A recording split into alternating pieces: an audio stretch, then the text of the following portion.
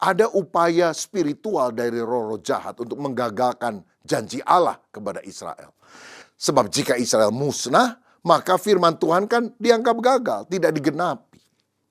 Makanya iblis dan juga banyak bangsa-bangsa yang tidak mengerti firman sangat membenci Israel dan ingin menghapus Israel dari peta dunia. Saudara, apa yang sedang terjadi di Israel hari ini bukan sekedar berita dunia. Alkitab sudah menubuatkannya ribuan tahun yang lalu.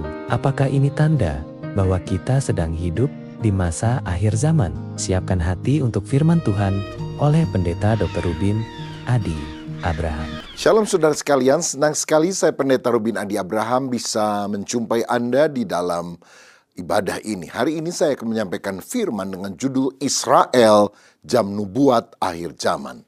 Kita akan baca Matius 24 ayat 32 sampai 33. Ini perkataan Yesus yang berbunyi, "Tariklah pelajaran dari perumpamaan tentang pohon ara. Apabila ranting-rantingnya melembut dan mulai bertunas, kamu tahu bahwa musim panas sudah dekat. Demikian juga jika kamu melihat semuanya ini, ketahuilah bahwa waktunya sudah dekat, sudah di ambang pintu." Amin. Saudara sekalian, kita sedang ada di akhir zaman dan kita percaya bahwa Tuhan Yesus akan segera datang kembali. Tetapi waktu tepatnya kita tidak tahu. Karena dalam Matius 24 ayat 36 Yesus berkata, "Tetapi tentang hari dan saat itu tidak seorang pun yang tahu. Malaikat-malaikat di sorga tidak, dan anak pun tidak, hanya Bapa sendiri." Karena itu kita tidak boleh menjadi tim perencana kedatangan Tuhan, kita harus menjadi tim penyambutan kedatangan Tuhan. Namun kita harus membaca tanda zaman dan berjaga-jaga karena kedatangannya sudah di ambang pintu. Nah saudara, di tengah dunia yang seolah-olah sedang berlari menuju kekacauan dengan konflik, krisis ekonomi, pergeseran moral, apakah Tuhan masih memegang kendali? Apakah ada sebuah alat ukur yang bisa memberitahu kita sekarang jam berapa dalam jadwal rencana Allah itu? Kita akan membahas sebuah keajaiban atau anomali yang seringkali diabaikan oleh buku sejarah sekuler, namun menjadi pusat dari kitab suci kita. Sebuah bangsa yang pernah mati selama 1900 tahun, artinya tercerai-berai ke seluruh dunia, tanpa tanah air, tanpa tentara, tanpa bahasa yang hidup. Secara logika sejarah, bangsa itu seharusnya sudah punah dan terkubur bersama dengan bangsa Filistin atau bangsa-bangsa kuno yang lain yang ada di tanah Kanaan misalnya. Namun pada tanggal 14 Mei 1948 dunia terhenyak. Jarum jam nubuat yang seolah berhenti selama hampir 2 milenium tiba-tiba berdetak kembali. Israel kembali ke tanahnya. Pohon ara itu mulai bertunas kembali persis seperti yang Yesus pernah sampaikan di atas Bukit Zaitun 2000 tahun yang lampau. Nah, jika Israel adalah jamnya Allah, maka kembalinya mereka bukan sekedar peristiwa politik, melainkan pengumuman raksasa dari langit bahwa Tuhan tidak pernah lupa akan janjinya. Nah, firman Tuhan pada hari ini bukan untuk mengajak kita terjebak dalam politik kebencian atau pemujaan berlebihan dan buta terhadap sebuah bangsa, tetapi untuk memahami mengapa bangsa sekecil itu begitu dibenci oleh bangsa yang lain. Apakah kita harus setuju dengan setiap tindakan mereka? Dan yang terpenting, apa hubungannya pertumbuhan rohani kita dengan memahami jam Allah ini? Apakah kita sedang hidup di menit-menit terakhir sebelum kedatangannya? Mari kita buka hati, bukan sebagai pengamat politik, tetapi sebagai umat yang rindu melihat kesetiaan Allah melalui sejarah bangsa Israel. Karena jika Allah setia menjaga Israel yang tegar tengkuk ini, maka ada jaminan bahwa Ia juga setia menjaga hidup Anda dan saya. Kita akan membahas beberapa hal penting dalam bentuk tanya jawab. Saudara, yang pertama, adakah dasar teologi bahwa Israel itu adalah jam nubuatan akhir zaman? Ya, ini dinyatakan Yesus sendiri di dalam Matius 24 ayat 32 dan 33 yang tadi telah kita baca tentang perumpamaan pohon ara. Ada banyak teolog menafsirkan mekarnya pohon ara sebagai kembalinya Israel ke tanahnya dan menyatakan kemerdekaan tanggal 14 Mei 1948. Jika Israel sudah kembali ke tanahnya, ke Kanaan, berarti musim panas atau kedatangan Tuhan sudah sangat dekat. Berikutnya, apakah Israel sekarang itu adalah Israel yang dicatat di dalam Alkitab? Karena sekarang ini ada pandangan yang berkata bahwa mereka itu sebetulnya pendatang dari berbagai negara Eropa yang membuat gerakan Zionisme, lalu mengaku-ngaku bahwa komunitas itu adalah Israel yang dahulu ada di Alkitab, yang kembali pada tanah leluhurnya. Padahal mereka itu adalah agresor yang menjajah tanah Palestina. Maka sebagai agresor mereka harus diusir dari Palestina tersebut. Tetapi kalau kita mendalami Alkitab dan kenyataan sejarah masa kini, kita harus berkata, ya, memang Israel masa kini sama dengan Israel yang dicatat dalam Alkitab. Apa dasarnya? Ada 3 kesamaan sangat penting. Pertama, agama. Kedua, bahasa. Yang ketiga, budaya. Agama mereka dari dulu sampai sekarang adalah Yudaisme, bukan Kristen atau Islam. Bagi mereka, nabi yang terbesar adalah Musa dan bukan Isa. Mereka juga memiliki kitab suci yang disebut sebagai Tanak dari dulu sampai sekarang. Berikutnya, bahasa yang mereka gunakan adalah bahasa Ibrani. Memang bahasa ini kemudian menjadi bahasa mati, artinya tidak digunakan lagi apalagi setelah mereka terserak ke seluruh dunia. Tetapi sekarang dengan kembalinya Israel ke tanah perjanjian, mereka menggunakan kembali bahasa Ibrani, bahkan dengan vocabulary perbendaharaan bahasa yang makin banyak dan lengkap. Dan yang ketiga, secara budaya. Kalau kita membaca di dalam Alkitab Perjanjian Lama, budaya-budaya yang biasa dilakukan oleh orang Yahudi pada masa lalu masih mempengaruhi budaya yang dilakukan juga oleh orang-orang Ibrani pada masa kini. Sehingga dengan 3 kesamaan ini, agama, bahasa, dan budaya, kita yakin bahwa Israel sekarang sama dengan Israel yang ada di Alkitab masa lalu.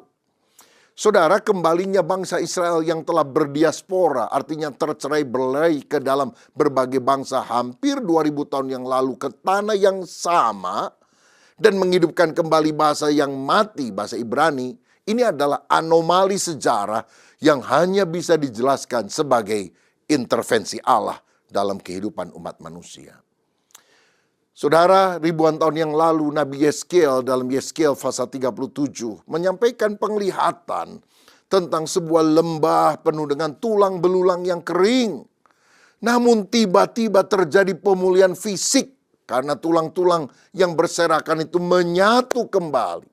Dan nubuatan ini sudah terjadi ketika Israel kembali ke tanahnya dan mendeklarasikan sebagai bangsa. Blaise Pascal, seorang ilmuwan, pernah berkata, Israel adalah bukti keberadaan Tuhan yang paling nyata di bumi. Israel bukan sekedar negara, ia adalah nubuatan yang berjalan. Namun pemulihan spiritual, karena Yeskiel juga melihat nafas hidup kemudian masuk ke dalam tulang-tulang kering itu sehingga mereka hidup kembali. Nah, pemulihan spiritual ini belum sepenuhnya terjadi. Israel pada masa kini adalah negara sekuler. Namun saat di mana mereka akan bangkit secara rohani dan percaya bahwa Yesua atau Yesus adalah Mesias, baru akan terjadi pada masa kini dan masa yang akan datang. Karena sampai hari ini masih sangat sedikit orang Yahudi atau Yahudi Mesianik yang percaya kepada Yesua. Mereka masih mengeraskan diri dan menantikan Mesias yang lain dan bukan Yesus. Berikutnya, bagaimana hubungan gereja dan Israel pada masa kini? Nah, ada 3 pandangan yang kita harus pahami. Yang pertama disebut separation theology, teologi pemisah. Israel berbeda dengan gereja. Perjanjian kepada bangsa Israel tidak bisa dialihkan kepada gereja. Gereja adalah suatu entitas rohani yang baru yang tidak berkaitan dengan Israel pada masa lalu. Ada pula yang menyebutnya sebagai dual covenant atau parallel covenant. Maksudnya Allah itu punya 2 jalur keselamatan yang berbeda. bagaikan rel kereta api yang tidak akan pernah saling bertemu. Satu lewat hukum Taurat untuk orang Yahudi, satu lewat Kristus untuk orang non-Yahudi. Kita tidak percaya akan hal ini karena kita yakin bahwa Yesus satu-satunya jalan tentunya. Yang kedua disebut sebagai replacement theology atau substitusi, teologi pengganti. Israel adalah umat Allah pada masa lalu, tapi telah digantikan oleh gereja pada masa kini karena Israel telah menolak Yesus. Bahkan mereka menyalibkan Yesus dengan bantuan orang-orang Romawi. Sehingga janji-janji di dalam perjanjian lama kini menjadi milik gereja secara rohani. Bangsa Israel sendiri ditinggalkan tanpa penebusan dan tanpa masa depan. Ayat pendukungnya misalnya Matius 21 ayat 43.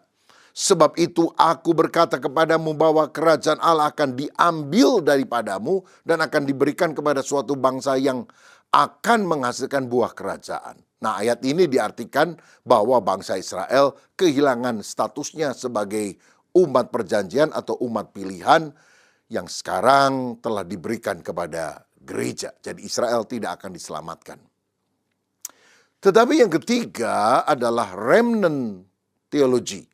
Teologi sisa. Akan ada pemulihan atau restorasi dari sisa-sisa Israel yang bertobat dan percaya. Allah tidak akan membuang Israel. Sisa Israel akan tetap mengalami penggenapan janji yang Allah pernah ucapkan. Khususnya tentang tanah perjanjian yang daerah teritorialnya mulai dari sungai Mesir sampai sungai Efrat, luas sekali. Itu janji kepada Abraham, diteruskan kepada Musa. Dan janji tentang adanya raja kekal yang memerintah di atas tahta Daud sampai selama-lamanya. Itu belum digenapi karena Salomo anak Daud mati, penerusnya juga mati. Tetapi Yesus yang sudah datang dan akan datang lagi akan menjadi raja kekal yang memerintah di Yerusalem dalam kerajaan 1000 tahun dan akan merger bergabung dengan kerajaan kekal yaitu langit baru dan bumi baru. Gereja akan mengambil bagian dalam janji yang akan diterima oleh sisa Israel itu, yaitu milik Allah, Galatia 6 ayat 16. Sisa Israel akan menerima Kristus sebagai Mesias. Dan bersama-sama dengan gereja, orang percaya dari segala bangsa akan menerima janji Allah di dalam Kristus. Efesus 2 ayat 11-15. Nah, pandangan ketiga ini, remnant theology, lebih selaras dengan konsep Israel sebagai jamnya Allah di akhir zaman. Karena mengajarkan bahwa Allah tidak pernah membatalkan janjinya kepada keturunan Abraham secara fisik. Gereja tidak menggantikan Israel. Dalam Roma 11 ayat 24 ditunjukkan bahwa gereja, yaitu orang percaya non-Yahudi, dicangkokkan ke dalam pohon zaitun yang asli, yaitu Israel. Kita hanyalah zaitun liar yang beroleh anugerah karena ketidakpercayaan Israel untuk sementara waktu.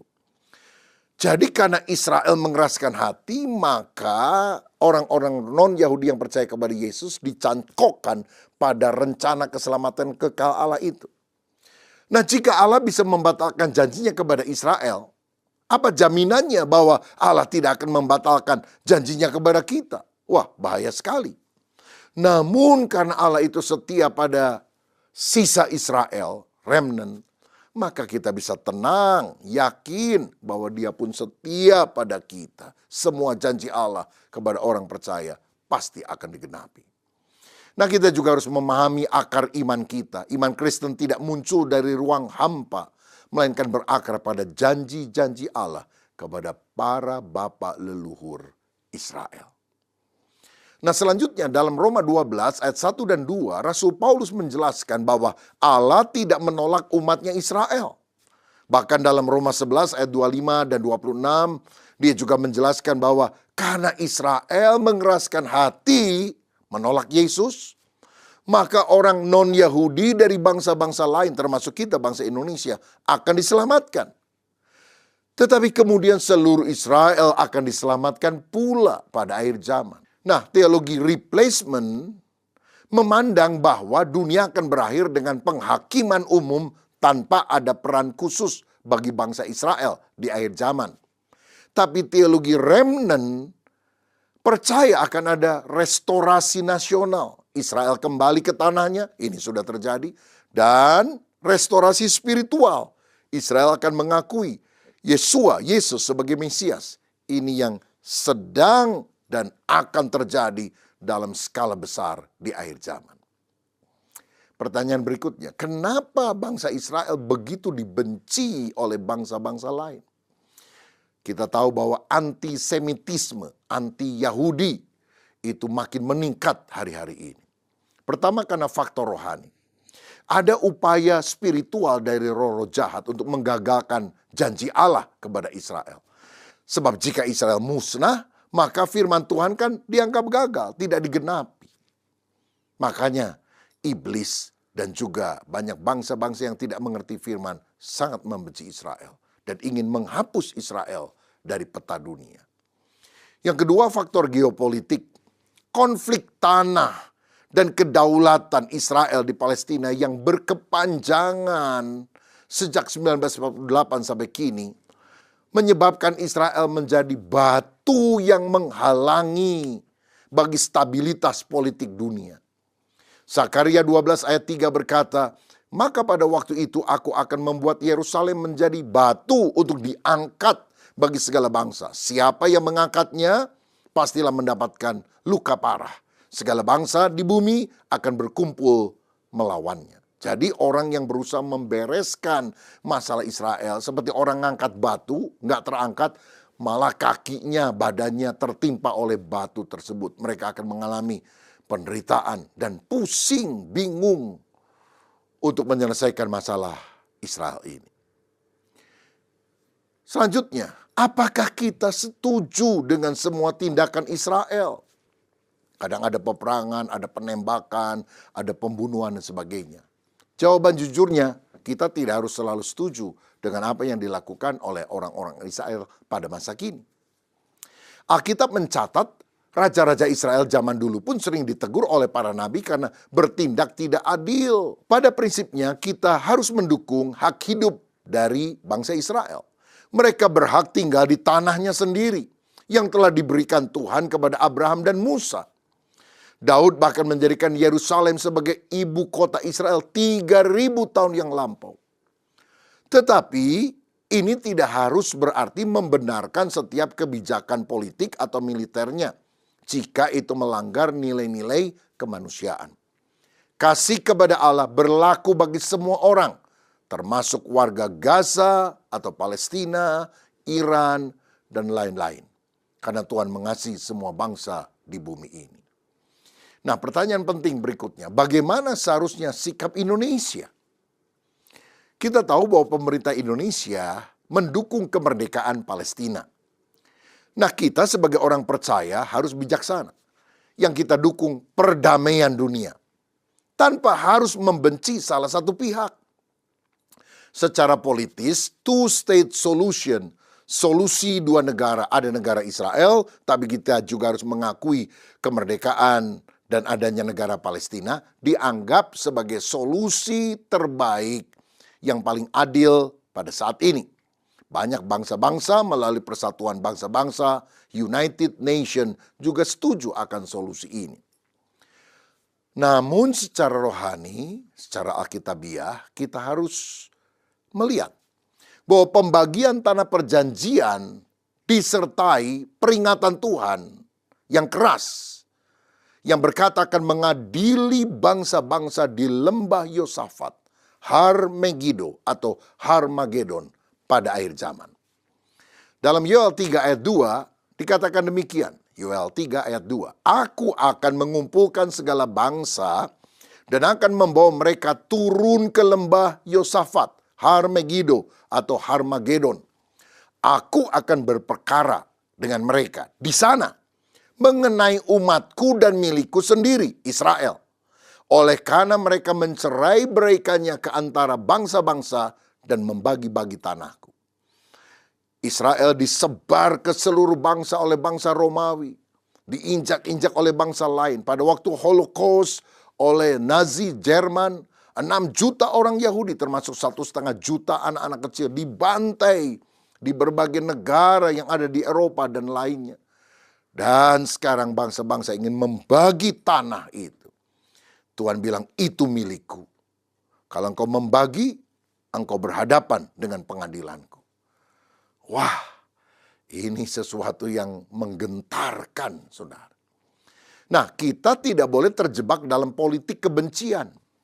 Karena Mazmur 122 ayat 6 mengajarkan untuk kita berdoa bagi kesejahteraan Yerusalem. Karena kesejahteraannya adalah kesejahteraanmu. Ini berarti kita harus mendoakan agar mata rohani orang Yahudi yang selama ini tertutup tidak melihat Yesus sebagai Mesias dibukakan. Sehingga mereka percaya Yesua adalah Mesias yang diurapi untuk menjadi raja atas bangsa-bangsa. Kita perlu mendoakan perdamaian bagi warga sipil, baik orang Arab, orang Yahudi, dan yang lain. Mereka seringkali menjadi korban konflik itu. Saudara, lagi pula kita harus ingat apa yang Tuhan sampaikan kepada Abraham dalam Kejadian 12 ayat 3. Siapa yang memberkati Israel dalam hal ini akan diberkati. Tapi siapa yang mengutuk Israel akan dikutuk. Oh saudara, kita perlu berdoa agar orang baik Yahudi, Arab mengenal Yesus, Yesua sebagai satu-satunya jalan damai yang sejati.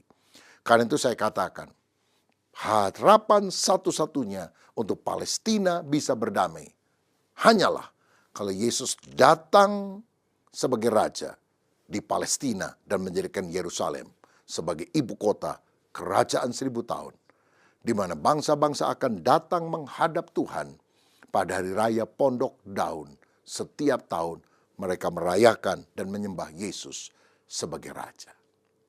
Selama ini sudah ada diplomasi sunyi, quiet diplomacy. Sudah ada sebetulnya kerjasama secara diam-diam Indonesia dan Israel. Misalnya kerjasama perdagangan atau kerjasama pariwisata. Ada banyak orang-orang berziarah, baik orang Kristen, Katolik ataupun Islam yang pergi ke Yerusalem atau ke Israel. Tujuannya bukan politis, tujuannya ziarah secara rohani. Juga ada kerjasama akademik. Ada berapa banyak orang-orang Indonesia yang belajar pertanian di Israel sampai hari ini.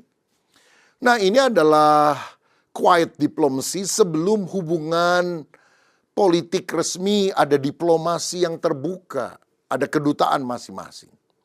Nah, ketika Indonesia menghendaki solusi dua negara, two state solution, sebagai syarat, yaitu Palestina merdeka, tetapi Israel pun dijamin hak hidupnya di tanah itu. Ini bisa menjadi pintu untuk membuka hubungan diplomatik secara resmi.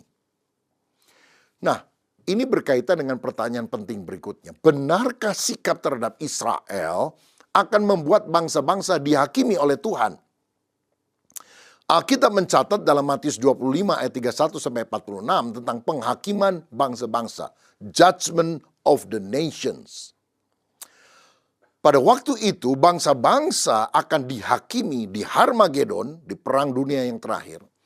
Lalu akan dibagi berdasarkan kriteria domba di sebelah kanan yang dianggap sebagai penolong umat Tuhan versus kambing di sebelah kiri yang merupakan kriteria pembenci umat Tuhan.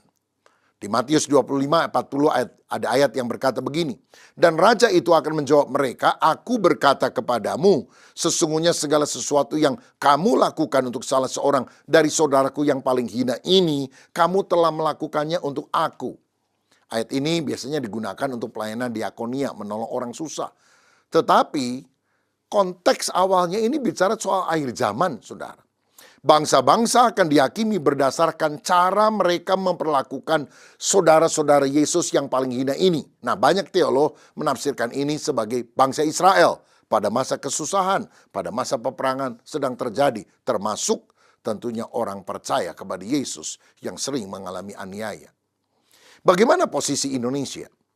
Jika bangsa Indonesia secara kolektif atau sisa-sisa yang selamat berpihak pada kebenaran dan mengasihi umat Allah Israel, mereka akan masuk ke dalam kerajaan 1000 tahun, di mana Yesus akan datang dari sorga ke bumi dan memerintah sebagai raja di bumi selama 1000 tahun dengan ibu kotanya Yerusalem. Ini adalah kesempatan emas. Tidak ada bangsa yang otomatis binasa. Setiap bangsa memiliki kesempatan untuk bertobat dan menyelaraskan diri dengan rencananya Tuhan. Sedangkan yang membenci Israel dan umat Allah akan dikategorikan sebagai bangsa kambing dan akan dibinasakan di neraka.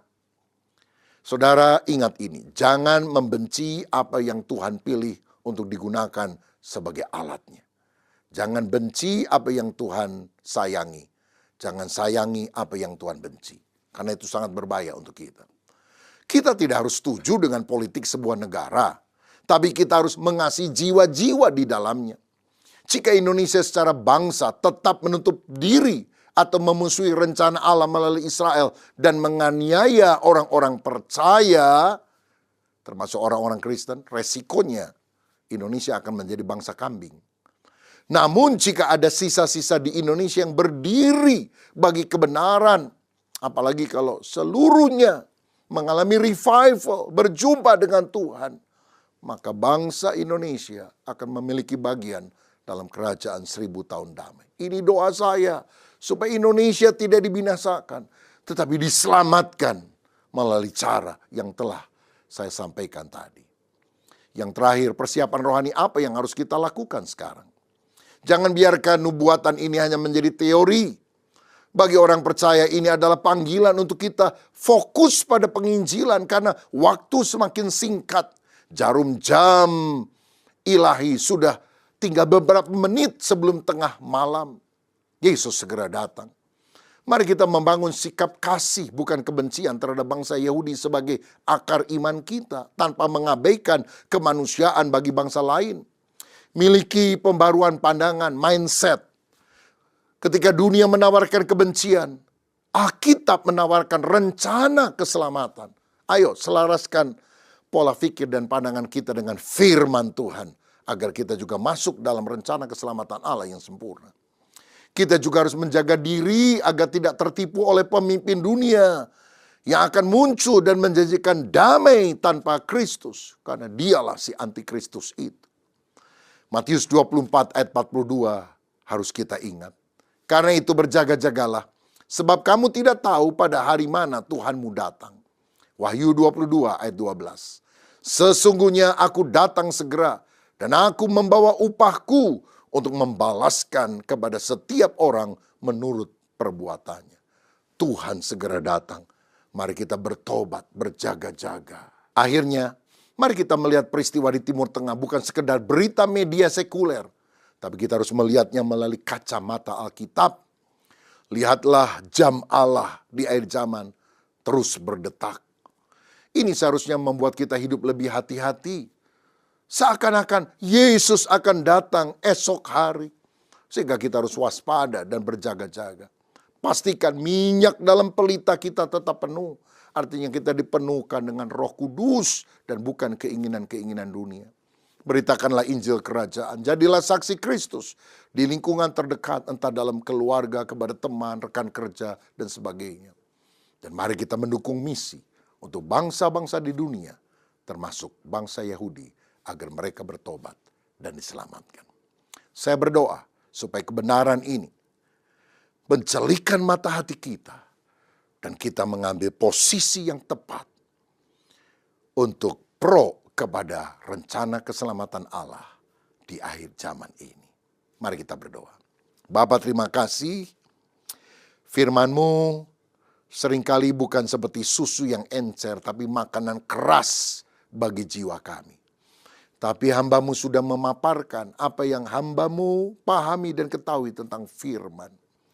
Biarlah kami memiliki sikap yang benar. Kami tahu bahwa Israel adalah jam akhir zaman yang Allah nyatakan untuk membuat kami bersiap. Selamatkanlah orang-orang Israel, Yahudi yang masih mengeraskan hati dan menolak Yesus sebagai juru selamat. Kami tahu Tuhan membenci dosanya, tapi Tuhan mencintai manusianya. Seperti Tuhan juga membenci dosa-dosa kami, bangsa Indonesia yang penuh dengan korupsi dan kejahatan. tapi mengasihani bangsa kami dan ingin menyelamatkan bangsa kami. Biar kami menjadi bangsa yang pro kepada Yesus dan rencananya, sehingga kami digolongkan sebagai kelompok domba yang memperoleh hidup yang kekal, bukan seperti kelompok kambing yang akan binasa di dalam api neraka. Biarlah firman ini sungguh-sungguh mencelikan mata hati kami dan membuat kami bertobat, berubah pola pikir, berubah sikap hidup, dan menjadikan Yesus sebagai Tuhan dan Raja kami. Berkat atas kami dalam nama Yesus. Amin. Kiranya firman Tuhan hari ini menolong kita untuk semakin berjaga-jaga dan hidup setia kepada Tuhan di zaman akhir. Jika video ini memberkati saudara, jangan lupa like, subscribe, dan bagikan kepada orang lain, supaya semakin banyak orang diberkati oleh firman Tuhan. Tuhan Yesus memberkati.